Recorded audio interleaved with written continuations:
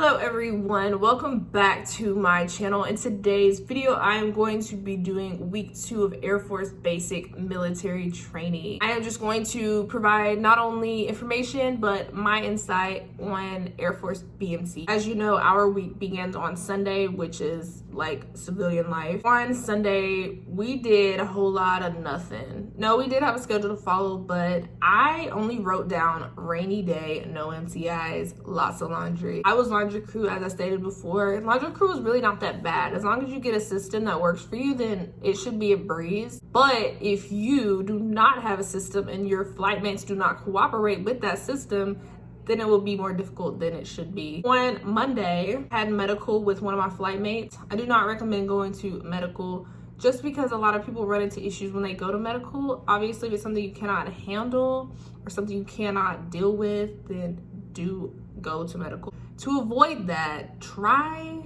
to stick it out and get through it. The reason I say that you do not want to go to medical is because a lot of people end up leaving. We started out as a flight of 47, I believe, and we were down to 39, I want to say, by week 2. And it's very unfortunate. You don't want to see anyone go home. The people you start with is the people you want to leave with. Medical is really chill though. I just sat there. There's something called the Wingman Policy in BMT. Basically, you are just serving as a buddy. If you've heard of the buddy system, you're serving as an extra person so that person is not traveling alone. Anytime you go anywhere, you will have another wingman. So don't forget that. A lot of people try to forget that, and it's like, no, you're gonna mess up. You're gonna get a 341 pulled. By the way, 341, I have one here to show you. 341. This is an excellence or discrepancy report. Depending on what you're doing or what you get stopped for. I can only say that I seen one person get a 341 pulled for an excellence report throughout BMT, and that was for a Chow runner. But you do not want to get 341s pulled. It's just not a good thing. You'll learn more about it at BMT, but that's what it looks like, and you'll always have at least 3 on your person. They want you to have 2, but just do 3 in case you get one pulled. Because MTI's not gonna like that. They're gonna be like, oh, you didn't have time to fill out a 341? It's not my problem, even if you just got a 341 pulled and you didn't have time to fill out another one. So just always have 3 on hand. Tuesday, we had drill lessons. I know drill was a huge factor within the first couple of weeks. We did a lot of drill. Once we learned all of the drill movements, about face, position of attention, right flanks, left flanks, right faces, left faces, parade rest, present arms, order arms. And there's a lot of different ways you can march. So you'll learn that as well. But those are the basics. If you get those down pat before you go, you should not have a problem. The only one that I've seen a lot of people run into was about face. We had a lot of practice though. You'll do the drill movement by the numbers. And some of them were very frustrating doing it by the numbers. I know about face was one of them. So yeah, just do your best. Had a lot of drill on Tuesday. We also had our second COVID test. So this was the follow-up COVID test. Remember I said we had one in 0 weeks. We had a second one to ensure that we were cleared to go out of ROM status during that 14-day period. On Wednesday, of course, we were declared out of ROM status. So that was nice. Our instructor supervisor came in and made the announcement. On Thursday, we had our 5-minute phone call. If you watched my previous video, you know why we were having 5-minute phone calls. That was due to the drama that happened on our last phone call with people not following directions and basically trying to get over on the MTI. So we had 5 minutes. On Friday, we had lots of drill. So again, week 2 was a lot of drill. And I'm like, I only wrote drill for all of week 2. So either it was a super busy week and I just didn't have time to write down stuff, or I don't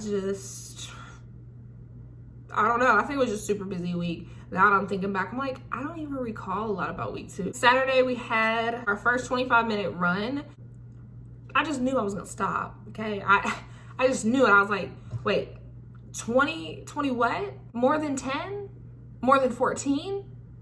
24. I'm not the world's best runner, but I don't struggle with running like a lot of the girls in my flight did. These run days are put in place for you to get better. So that means in order to get better, you have to push yourself. It doesn't matter how fast you're going. If you're moving at the pace of a snail, whatever works for you, do it. If you want to run with other people, do that. If that works for you, do that. It didn't work for me, but a lot of girls in my flight did that. My homegirl Langley, my homegirl outside of BMT, she liked running in groups with well, I don't want to say a group, but she liked running alongside other people.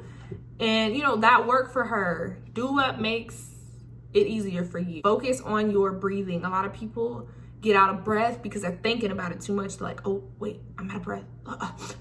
Like they just start, you know, panting and going crazy. No, just breathe normal. Focus on it, if that makes sense. Like, you can't just be running and not breathing. You're gonna pass out. Really a mind over matter thing when it comes to running. Yeah, it sucks. Very few people enjoy running, and I'm not one of those, but I don't mind it. I can run. Does that make sense? And then I just thought about something that was not BMT related, like my family, my husband, my, you know, life outside of BMT. And that brought enough like happiness to my mind. And I have to think about like, oh, I'm running. And that was half the battle. So that's my biggest piece of advice when it comes to running. Run every single time. We had about 6 run days and I did not stop on any of them. My ankle was hurting sometimes. I was like, man, I'm gonna stop. It ain't gonna work. No, and I pushed through it. You're gonna be like, you know, man, it sucks. Yeah, it does suck, but it's about what you're getting out of it and what you want to get out of your ultimate goal at the end, which is to graduate, should be to graduate. You'll be fine. And that's exactly what I did. I did want to also go back to Chow Hall. The Chow Hall was very intimidating for a lot of people like me. I did not enjoy Chow. I did not like the stress level of Chow. It got better over the weeks, I can tell you that, but man, week 1, week 2, week 3, even week 4 was just garbage. Can I just not eat? I just didn't see why I had to feel like I was gonna throw up before I was about to eat. Like, that's definitely what I want to feel like, is throwing up. My advice for Chow is to just focus. You're going to be in the position of attention majority of the time, but you are going to have to make like right faces when you're turning right, left faces when you're turning left, but you do not have to do facing movements once you get your tray and you go to sit down. So just remember that. Don't be spilling nothing, y'all. It's gonna be embarrassing. Always remember to sidestep once you get your tray to get your food. Don't volunteer to be a Chow runner unless you just about that life.